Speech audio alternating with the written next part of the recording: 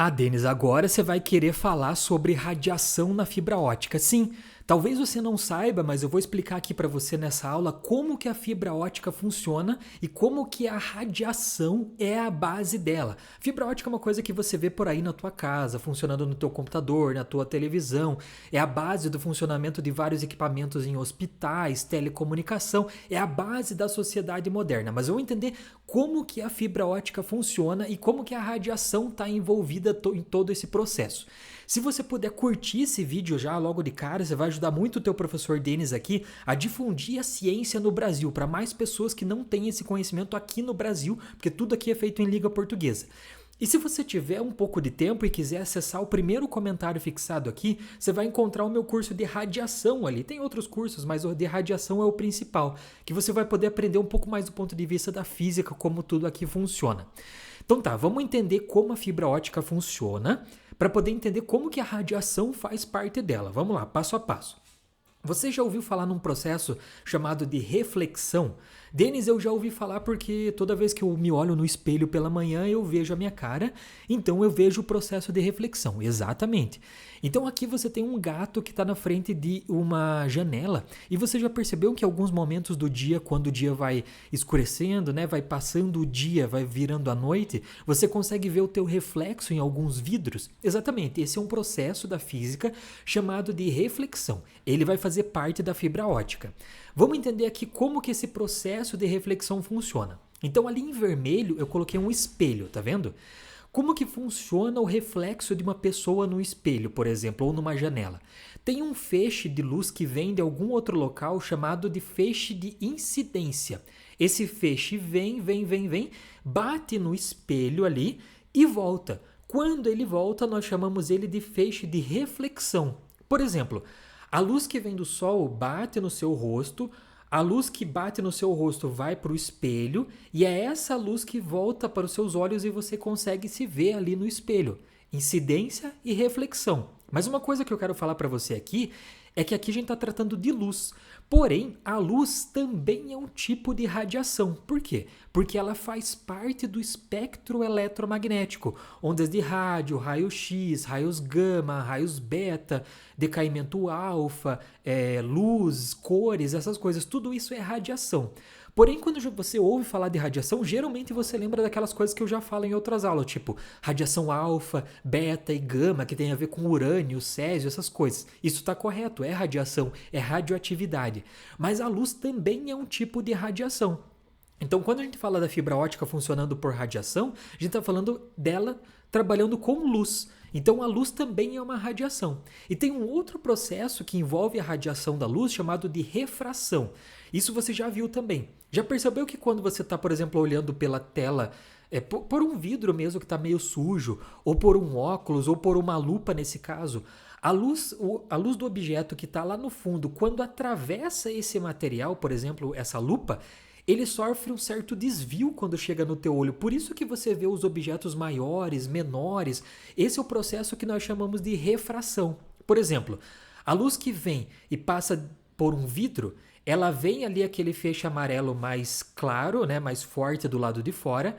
Ele sofre um processo de reflexão, ou seja, bate e volta. Tá vendo ali um feixe bem fraquinho voltando ali? Porém, tem um feixe que entra no material. Esse é o feixe que nós chamamos de refração. É o feixe que cruza o material, que penetra nele, só que esse feixe sofre um certo desvio, ou seja, é um processo de refração. O feixe vai, sofre um desvio e entra no material. Por isso que você vê as coisas do lado de fora de um vidro, por exemplo, meio tortas, porque esse feixe sofreu um processo de refração. De volta, o feixe de luz é uma radiação, é um tipo de radiação. Mas beleza, Denis, então o meio interfere nesse processo de reflexão e de refração, no caso? Interfere. Por exemplo, quando você está tratando da luz passando por uma janela, você já percebeu que ela sofre menos refração do que quando ela passa por um copo d'água ou por uma piscina, por exemplo? Putz, Denis, nunca percebi. Perceba isso, ó. Quando você olha por um objeto através de um vidro bem limpo, ele quase não sofre nenhum processo de refração, porque você vê o objeto do outro lado da mesma forma que ele é realmente, né? Se você abrir o vidro. Porém, quando você vê alguma coisa passando por um copo d'água, do outro lado, você vê a coisa bem torta. Ou seja, o que isso significa? Que a água tem um meio de refração, que a gente chama de índice de refração, maior do que do vidro. O índice de refração da água faz com que a luz que passa por ela sofra um desvio maior, um ângulo maior do que a luz que passa pelo vidro. A luz do vidro tem um ângulo menor quando passa e a luz da água tem um ângulo maior. Por quê? Porque o índice de refração da água é maior do que o do vidro. Então, sim, o meio pelo qual a luz está passando interfere nesse processo de refração e, consequentemente, de reflexão. Agora vamos pegar uma ideia aqui, para a gente entender de uma vez por todas como a fibra ótica funciona. Você já entendeu que a luz é uma radiação? Você já entendeu o processo de reflexão do espelho e de refração num vidro, por exemplo. Vamos aplicar agora as duas coisas para montar uma fibra ótica. O que eu vou fazer aqui? Eu peguei uma caixinha ali verde, tá vendo? Que eu não sei de que material que é. Só que eu sei que essa caixinha verde tem um índice de refração menor do que o índice de refração fora dela. Tá vendo que a parte escura da tela, em preto da tela, tá escrito ali que tem um maior índice de refração? Beleza. E a caixinha verde, tudo que está dentro dela tem um índice de refração menor do que está fora. Agora, o que eu vou fazer? Do lado direito da tela, eu vou jogar um feixe de luz, um feixe de radiação. Essa radiação vai pelo ar ali, pelo maior índice de refração, e eu vou fazer com que ela entre no local ali onde tem um menor índice de refração. O que vai acontecer? Pelo processo de refração, ela vai sofrer um desvio, tá vendo? Ela vai e tem um pequeno ângulo ali que ela muda, tudo bem? Agora, o que eu vou fazer? Eu vou aumentar o ângulo de inclinação do feixe que está vindo lá de fora. Veja que quando eu aumento esse ângulo, o feixe de dentro, que está dentro do material verde, fica com um ângulo maior. Olha só, se eu chegar num ângulo que nós chamamos de ângulo crítico, ângulo limite, o que vai acontecer com esse processo de refração? Ele não vai acontecer. Toda a luz que tenta entrar no material verde não consegue e passa a ser totalmente refletida. Esse processo nós chamamos na física de reflexão interna total. Ela acontece quando tem um meio que a luz está percorrendo, tem um índice de refração maior do que o meio que ela vai passar. Então veja o que acontece aqui voltando. Eu tenho aqui uma luz sendo inserida ali no material verde, só que eu vou inclinando a luz lá do início, ó, tá vendo? E conforme eu vou inclinando, a luz não sofre mais refração, ela sofre totalmente reflexão. Nesse momento nós chamamos de reflexão interna total. E esse ângulo é chamado de ângulo crítico. E é assim que uma fibra ótica funciona. Como é que ela funciona?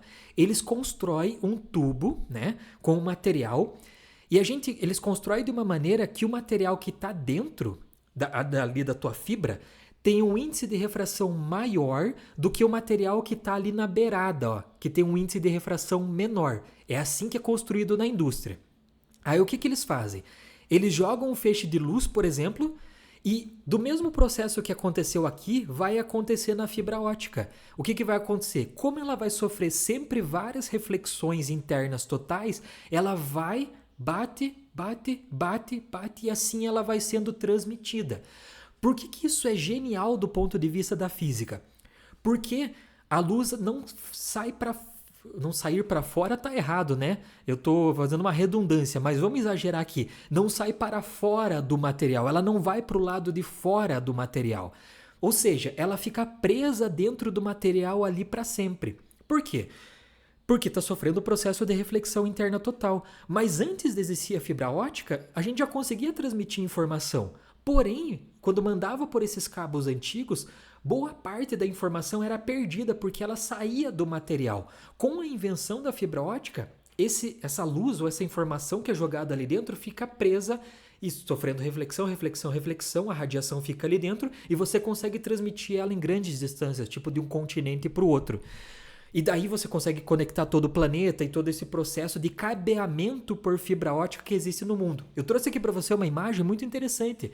de cabos de fibra ótica que vão pelo fundo do mar cruzando o mundo. Talvez você nem soubesse que existisse isso, mas tem várias radiações passando por baixo dos oceanos. Nada mais é do que a luz, né? É usado também em medicina para fazer exame em pessoas, por exemplo, quem faz colonoscopia, endoscopia, tudo é feito com fibra ótica. Por quê? Porque a fibra ótica permite que você entorte o material e a luz ali, a informação continue passando ali por dentro. Quem inventou a fibra ótica foi esse cara chamado Narendra Kapani, que era um cara que morava em Mogna, em Punjab, na Índia, Paquistão, naquela região ali. Ele se mudou para Londres e conheceu esse cara chamado Charles Kao. E os caras desenvolveram juntos essa ideia da fibra ótica. Não faz muito tempo que isso aconteceu. E por isso o Charles Kao recebeu o Prêmio Nobel de Física. De que ano eu não coloquei aqui? Não tem o ano da conquista dele. Mas ele foi o número 185 que ganhou o Prêmio Nobel de Física. Pelas contribuições nessa área da fibra ótica. Então veja que a fibra ótica também tem a ver com radiação. É um conceito extremamente complexo do ponto de vista da física, mas é usado com conceitos que você vê no ensino médio, beleza? Curte esse vídeo para ajudar o professor Denis aqui e acessa aqui o primeiro comentário fixado para acessar meu curso de radiação, beleza? Valeu e tchau, até a próxima.